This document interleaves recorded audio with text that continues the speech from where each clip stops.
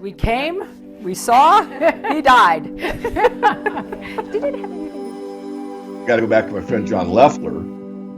But he said at the end, they, meaning the power elites, will have to take off their costumes and run for the finish line naked, because at the end, they don't care. They are who they are. We're ruling you, peons. We're in control, and we don't care, if you see us. And that's kind of where we're at. Hey friends, thank you so much for tuning in. What a rabble-rousing way to start this video, and David is spot on. That soundbite I just played for you actually comes from our pre-call, and we just had a real dandy of a pre-call. David, how are you, man? I guess I should learn to just hit play, hit record, and welcome my guests, so all that good stuff doesn't get left on the cutting room floor. How you doing? Well, Sean, I'm doing well. Another year older. I turned another year in January, and that's life, but I'm feeling good, and I'm still, committed to the honest money movement, sound fundamental principles throughout our culture, throughout America and the world, really, and still fighting the good fight. I watched you grow from I don't know how many, viewers or subscribers to your channel at SGT. I think you're in like the 300,000 range now or something. I mean, I'm kind of stuck at 17,000. So any of you out there that are interested in a weekly wrap-up on the financial markets and my look at gold and silver on a weekly basis, it's usually about 10 or 12 minutes long. You might consider the YouTube channel. Just type in David Morgan, Silver Guru, and it'll pop up my YouTube channel. But anyway, I am very motivated because of this recent news that we're going to start out with. So I'll turn it back to you. The Morgan Report is a must-read, and check out themorganreport.com and consider subscribing. I know David would appreciate it. Sure, let's turn ourselves to that news, because you remember the old saying, there's no manipulation in the gold and silver market, and anyone who thinks so is a tinfoil hat-wearing nut. So says Jeffrey Christian. Jeff, as you know, there's a group of people who would say, well, it's just simply because gold prices are manipulated down. That's just, I don't even need to respond to that. It's such nonsense. Why? It's just nonsense. I mean, to say that gold prices are manipulated, there's no evidence of it. I mean, what we found is, a couple traders on a couple banks were diddling around on the fixes. You've found no evidence of any grand manipulation. You found no evidence of any grand conspiracy. You found ample evidence that those things don't exist. There's this news. These are the 6 traders who were just arrested for manipulating the gold market. That came out on January 29th, and it goes like this. On Monday morning, we reported that a number of traders, currently or formerly employed by UBS, HSBC, and Deutsche Bank, would be perp-walked and charged in an unprecedented cross-agency crackdown between the CFTC, DOJ, and FBI seeking to punish spoofers of futures. And guess what? These 6 individuals involved in commodities fraud and spoofing schemes have been arrested. And here's the punchline. David, take it away. Well, here's what got far less publicity. It wasn't just any futures that were spoofed. All the banks and traders busted were charged for spoofing the precious metals market, specifically gold and silver. We bring this up because there are still occasional idiots out there who say gold and silver were never manipulated. I don't even need to respond to that. It's such nonsense. Sean, I want to add on to that a couple things. One is, I don't recall ever seeing the word manipulated used used in a formal way. In other words, the word manipulated used in a charge. What we've seen after about 5 attempts to look at the manipulation in the silver market, somewhat in the gold market as well, was that the CFTC really said that they didn't have enough evidence to further the investigation into manipulation. So they never have really said, if you read it like a legal eagle, that there is no manipulation. What they've said is, well, there's just nothing here to look at, so therefore we're not going to go any further. But there's a contingency of people and groups and the public that believe that there can be no manipulation. Well, that ended as of very recently. And I love to see the word manipulated. I made a bit of a big deal out of it in the latest Morgan report that we published this weekend. It's all that I say. There's this public domain information as we're just reading here, but it really does mean a lot of, the vindication. I mean, the vindication for you, for me, for the GATA people, for all these people that work so hard to point to the absolute fact that these markets are controlled, and most are, not just the gold and silver market, I bet. And Ted Butler, you got to give Ted a lot of credit. I think Ted brought more awareness to the manipulation situation than anybody probably in the industry, or maybe Gaddis a close first and he's a second. But regardless, said enough. Back to you. Yeah, no, Harvey Organ, too. So many people in that GATA group, you included, really shining the light on the manipulation over the years. And, of course, we remember the 2010 testimony before the CFTC of Jeff Christian, literally letting the cat out of the bag that as the market sees metals, the paper market, the futures market, they trade 100 to 1, the underlying physical. And people will say, well, and you've heard it today, there's not that much physical metal out there. There isn't. But in the physical market, as the market uses that term, there is much more metal than that. There's 100 times what there is. And that didn't move the needle either. Now, I think these arrests are a positive thing. I don't think it'll change things overnight. We didn't see silver go from 17 to 30 on this news. So I clearly believe that there are still measures in place to control the gold and silver market. And of course, the price is set twice daily in the city of London, just as it has been for 100 years. I mean, it's just complete lunacy. Now they call it an electronic fix, but a fix nonetheless. But I think the bottom line takeaway for me here, David, is that this part of the article is very important. They were charged in an unprecedented cross-agency crackdown between the CFTC, the Department of Justice, and the FBI seeking to punish spoofers of futures. I don't think we would have seen that coordinated effort between those three agencies, and I don't think we would have seen actual arrests under a Hillary Clinton presidency. Maybe that's the takeaway here. Maybe the new boss is not the same as the old boss. Well, my opinion is you're absolutely correct. I mean, the idea about the rule of law, everyone is equal under the law. I mean, we've talked about that the last time I was on your show. And now it looks like, there is absolutely something that's taking place really throughout the whole system that is bringing it back to the former ideology and the principles that made it a great place to be. Because, the idea is that everyone is equal under the law, so it didn't matter how much money you had or if you held political office or you didn't, or any of that stuff, that you were, there was justice in this country. And one of the biggest problems with the breakdown of the system, and Jefferson pointed it out, others as well, is that if you get the judiciary corrupted, you don't stand a chance. The reason there's three branches of government was they basically could oversee each other. You had the legislation, the judicial, and the executive. And it was designed that one wouldn't have more power than the other. But now, of course, that's a false statement. But anyway, I don't want to go too far down that theory, but what I do want to say, and I'll say one more time, certainly the pendulum is swinging the other direction. And had Clinton gotten into office, I absolutely agree we wouldn't be seeing this. We would probably be at a war right now. The corruption would just continue, and the corruption seems to be abating somewhat. A lot remains to be determined. Yeah, and we're keeping our eye on all of these things because, I've made a couple of videos recently saying that if the witch was in the White House, we would certainly have boots on the ground in Syria. ISIS would still be a big problem internationally, and of course they'd be probably advertising it as a domestic issue as well. MS-13 would be out of control. Our taxes would be raised. We would be signed on to the TPP and the Paris Accords.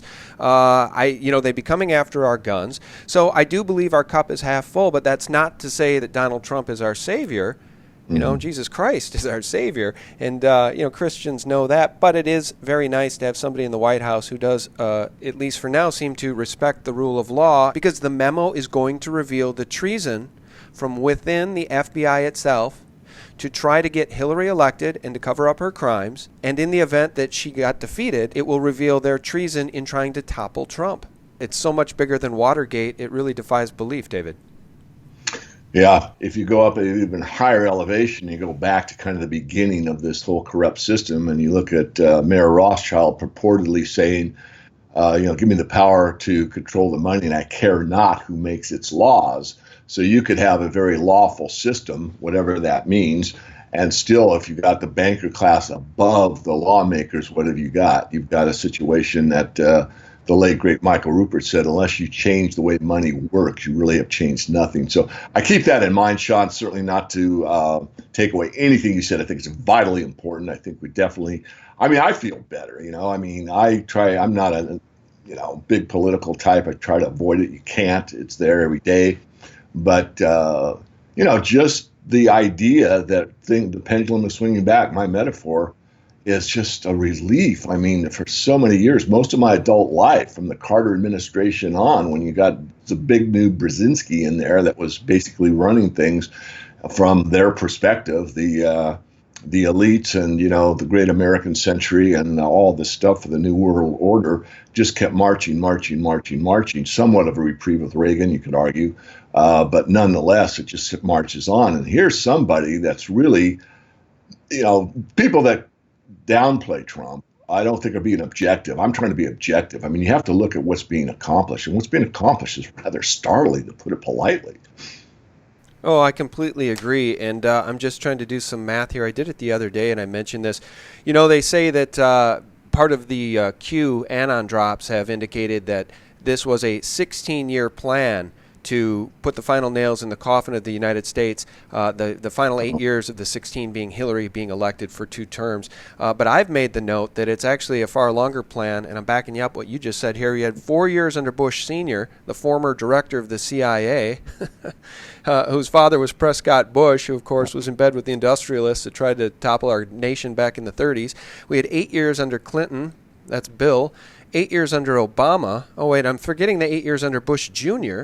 So there, that's 28 years before the election of Donald Trump. 28 years they've been pounding nails into our collective coffin with their New World Order system. So I do believe, as I've said in a recent video, we've been given a reprieve, not a solution, not a savior, but a reprieve in which the people, as Q has said, the people have the power, need to stand up, recognize it, and take it back, and force justice, the wheels of justice, to move against the treasonous criminals. I want to see arrests and perp walks, just like the CFTC did with those 6 traitors. I think that's the tip of the iceberg. Next, we'll see the pedophiles, then the treasonous traitors, etc., etc. Wouldn't that be a great day to see Hillary Clinton in some sort of leg chains, some sort of ankle chains? Well, equal justice for all. And, I would certainly like to see that situation come to fruition. I mean, I think we spoke off record a couple of days ago that I remember our last interview, and the basic bottom line was that I said, geez, I don't ever think you'd see her, go to jail. And now that possibility actually exists. So that shows you how much things have changed here in the last year. Oh, absolutely. And I want to just give a shout out to Charles Hortel, who is just moving the needle on documenting the Clinton Foundation corruption. I mean, it is just the Clinton Foundation crimes alone could put both she and Bill in prison for the rest of their lives. Absolutely 100% quantifiable. That is not puffery or speculation. It's 100% fact. And of course, their crimes are legion, far beyond just what they've done with the Clinton Foundation and the missing billions from Haiti, etc., and the documented charity fraud. So a shout out to Charles Hortel, who is regularly on Crowdsource The Truth. Check out that YouTube channel. Boy, does he have the documentation on these people. And because he's so smart and willing to talk about it on a daily, by daily basis, it's not going away. So I do believe our cup is half full. And I want to ask you now about cryptos. We see Bitcoin down hard again today. It's down 50% from its high. Boy, is Chris Dwayne been right on this thing the whole time? Is Bitcoin going to zero? Or what's going on here, David? Do you see it bouncing back? We have the Webbot creator Cliff High saying it's going to 40,000 by summer. Yeah, boy, I'm not a crypto expert. I've certainly looked at it. In fact, I was one of the very first ones to be aware of it. The first time that I saw it published anywhere was in ETI, Robert Prechter's letter. And I saw Robert down at the gold show down that Brian London has in New Orleans every year, which I'm invited to fairly often. And he was talking to Doug Casey, and I interrupt him a little bit. They don't mind. They know me. And I said, Robert, I just got to give you kudos. I mean, you got Bitcoin back when it was like, I don't know, 5 cents or something like that. And I didn't do anything with it. I put it on my desk, and then it got buried, and I just kind of ignored it. But the point being is that he said, oh, David, he goes, it wasn't me. It was my son that brought it to my attention. And I put it in a letter. So all that aside, I've thought about this because I know we're going to discuss it. So it comes down to really the basics. And the basics are there's 2 theories of money. There's commodity money, and then there is a legal fiction or contract. So those are the two types of money. You can make a lot of argument about the quantity of money and the quality and all these things, but if you really think it through, there's two types of money. There's commodity money, and there's anything else. It's basically a contract of some type. So if you get to the fundamentals that Chris Duane just stresses, if you really are honest, all these cryptos, other than a very few that are like backed by tea or backed by lumber or backed by something physical or backed by a commodity, let's say, then there's some type of fiat. There's some type of edict mandated by somebody, known or unknown in the case of Bitcoin, and then people agree to say it's worth something.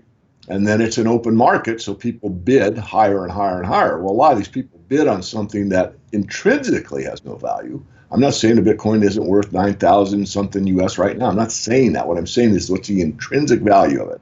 If you put it on my desk right now, and you can, it's electronic form, what would it be worth to me? But if you put an ounce of silver on my desk, what would that be worth to me? Well, I could make colloidal silver with it and kill some bacteria. I could use it in an electrical circuit. There's a lot of things I could practically do with it.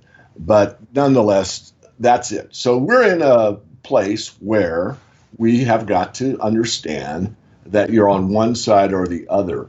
And I think there's a possibility that there will be bridging of both those types of money, meaning you could use the distributed ledger technology, blockchain, hashtag, hashgraph, whatever it's called, and a commodity money. And we're seeing these start to come up. There's a few in gold, there's a few in silver. I've associated myself with one that's silver backed. It's probably 3 to 6 months away. I don't want to promise too much. It's not me doing it. It's some associates of mine that I've known for quite some time. And we had a big discussion about it a year ago at the Vancouver Resource Investment Conference. And then on my dime, my time, my energy went up to Vancouver a few times, met with them, met with some of the programmers. And again, I am certainly no expert. What I am favorable to is commodity-backed money. And that is something that I really don't give on at all personally. If I'm free market and you want to get into the cryptos and get into a fiat system and you agree to it, fine.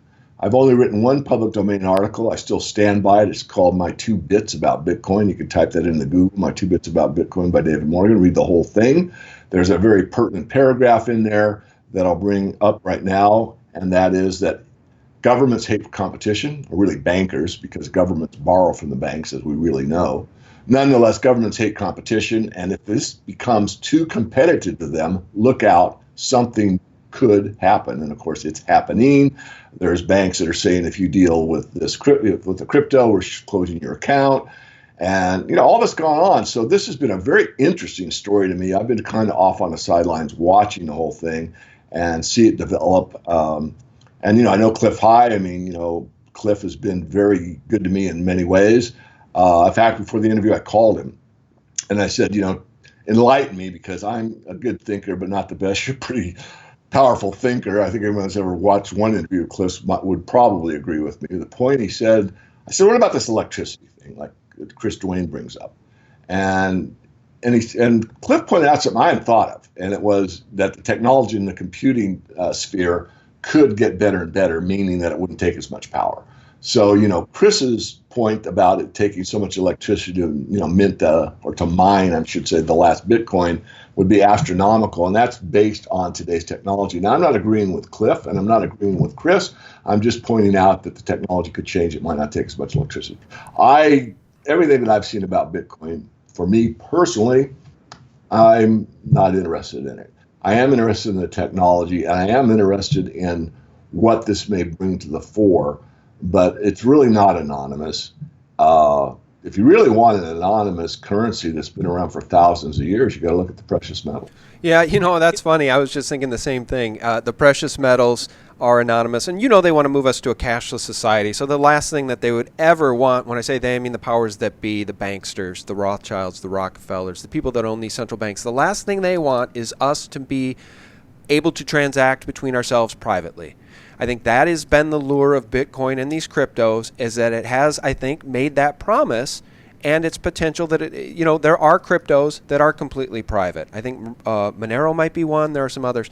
The point is this: these banksters, I agree with you, have it out for the cryptos, and the governments do as well.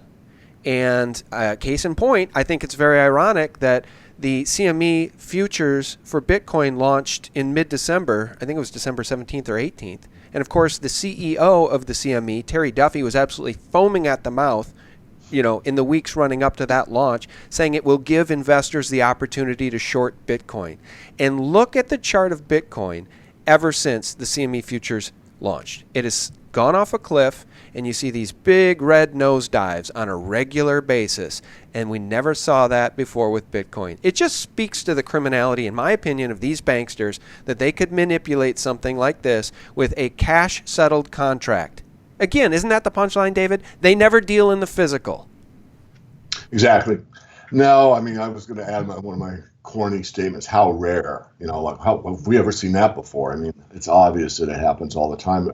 It's pervasive throughout the markets. I mean, there's been, illegal things happening in the interest rate market. We know about that from a few years back on the LIBOR setting of that, and currency markets are corrupted. I mean, basically, when I get on my rant, I'll get on it here for a moment, but everything's corrupt. I mean, the food supply, the water supply, the air supply, the financial system, the educational system, the judicial system. I mean, everything is corrupt. And this is what happens at the end of a great empire. I mean, it happened in Rome. It's happening worldwide now.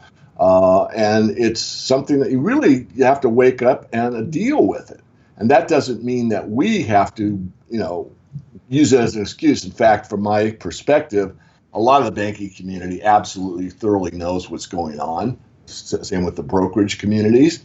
And so they use that as kind of an excuse to make it worse. It's like, well, it's all fiat anyway, and we could create it out of nothing. So what the hell if we burn somebody on this transaction, or, cheat a little bit to get, that 0.001 point extra on every trade, or who knows? These are just absolute sociopaths, psychopaths that are out there for power and control. I mean, they got more money than they could ever spend or use. I mean, you can only have so many mansions, so many yachts, so many Lamborghinis. I mean, come on. At what point does it go over into something far more sinister? Sinister, thank you. Yeah. And that's this controlling others. That's like the ultimate game. Like, I'm controlling the chessboard. I own all those pawns, or I own that army, or I own Antifa, or I own whatever. And it's just so sick. And yet this is exactly where we are, at least from my very studied perspective. And it doesn't surprise me because of my look at monetary history and the ups and downs. You have honest money, you have honest people, you have dishonest money, you have dishonest people. Yeah. It's about that simple. Yeah, no, they are so sinister, and I agree with you. When you have so much that you can't possibly spend it in 10 lifetimes or 100 lifetimes, then you just go after people's souls, right? I really honestly believe it is spiritual warfare at the end of the day, and we don't have to get into that. I cover that in so many other interviews and videos, but I would like to say this as it pertains to Bitcoin. When it was at 18,000, guys, for $17 silver, one Bitcoin at 18,000 would have bought you 1,058 ounces of physical silver. That's a mind boggler. That's over 2 monster boxes. I don't know. It's just it's a crazy world in which we live. I don't know if Cliff will be right and Bitcoin will go back to 20,000 and beyond, to 40,000 by summer, or if this is just the beginning of the end. I have to believe the story of the cryptos will continue. I don't think we've seen the end of this story yet, David. So we'll keep an eye on that, and of course we'll keep an eye on the silver and gold markets. I hope the arrest of these traders, and I hope the fact that there is a new boss in the White House, and he doesn't necessarily represent the interests of the Bush-Clinton cabal, maybe we'll start to see these markets in the silver and gold realm at least spin our way. Wouldn't that just be great if we saw silver go to 50 or 100 or 600 like it's really supposed to be valued at? That would be a nice day in the sun for us. Absolutely. No, it'd just be great to see a really free market established throughout all the markets, really, but especially in the precious metals.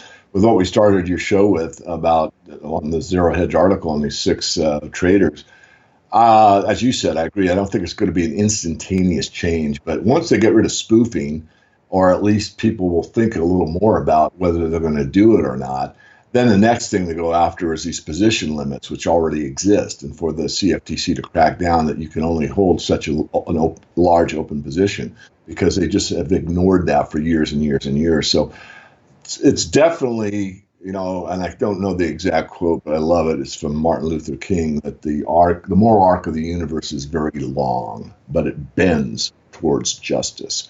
I love that quote. And so maybe we're seeing that bend now, Sean. Oh, yeah. I think that's a great quote, because the branch was about to break. We bent about as far as we could, and it's time that it snaps back towards truth and justice. So I do think 2018 is going to be the year, I've been saying this, the year of truth and justice, and hopefully perp walks for pedophiles and traitors alike. We shall see. But none of this would be happening if the witch were in the White House. David, how do people support you? Tell people about the website and your other offerings over there at the Morgan Report. Well, first of all, if they just go to themorganreport.com, it's pretty obvious since I rebranded that all we want is to get you on our free e-letter. And that is just a first name and an email address that you verify, and that comes out weekly. And then, of course, if you're serious, you can subscribe to our main service, which is a premium service, which is not only a newsletter that's usually around 18 pages, in-depth analysis on all the resources. I mean, we were first on the rare earth elements, for example. I mean, we were first on the zinc story, that it was in a shortage before anybody else.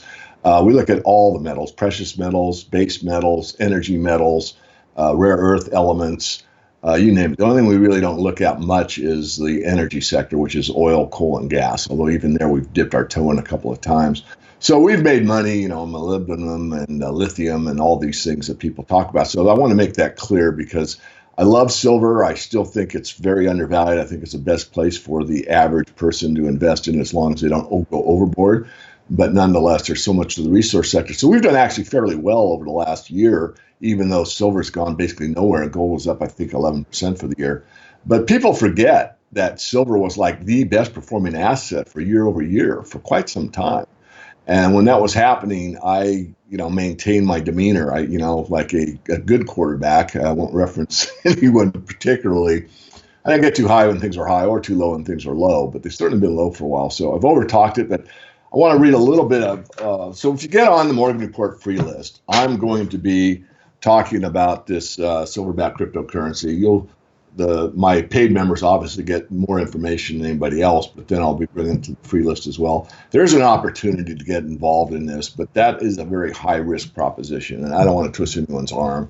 But if you can mitigate your own risk, then certainly it's probably worth examining if you're inclined to be on that idea that I started with, which is the two theories of money. If you believe in commodity-based money, silver in particular, and you want to participate in that at a cursory level, I would not recommend, putting in a great deal.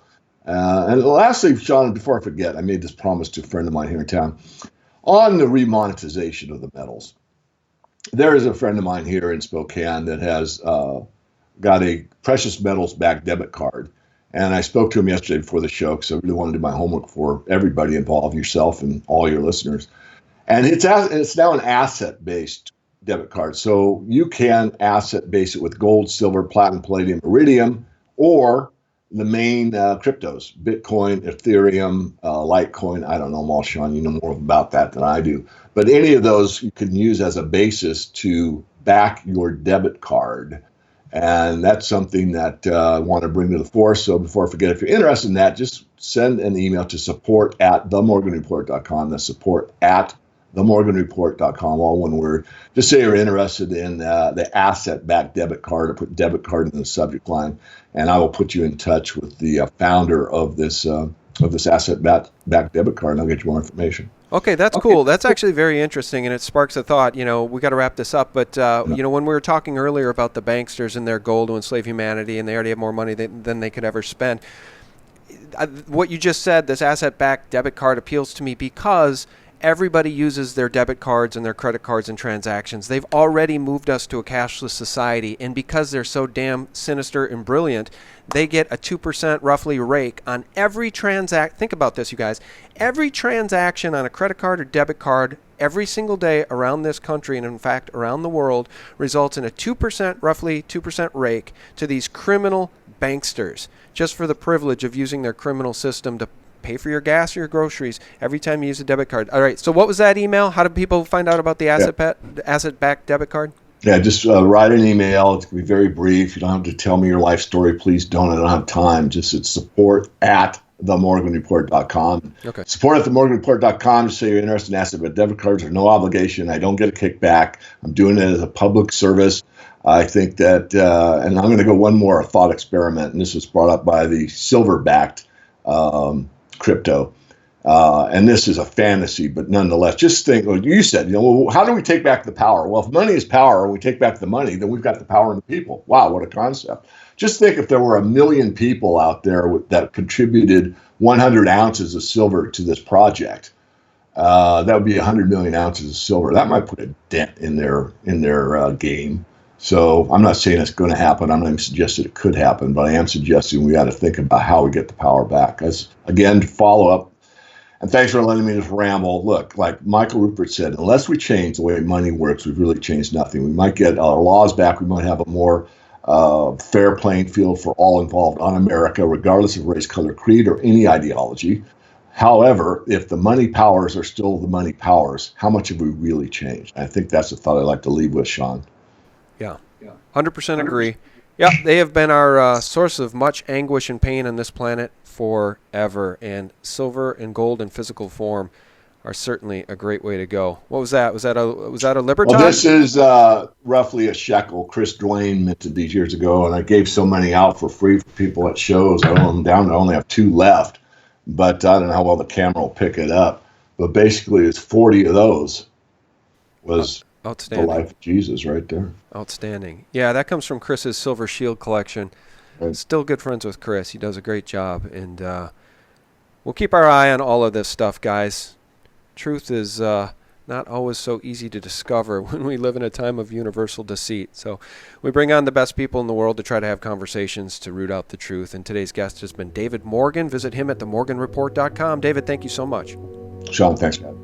Yeah, my absolute pleasure. And guys, thank you so much for tuning in. You know how much we appreciate it. Please check us out at sgtreport.com for real news 24/7 and visit our aggregator site for a variety of great real news sources from alt media sources we trust there at thelibertymill.com and thephaser.com, where I hand select video on a daily basis for your consideration. Have a great weekend. God bless. Bye-bye. The world is run by elite pedophiles. President Trump is the first president in the history of the United States that has vowed to go after not only pedophiles, but the elite pedophiles.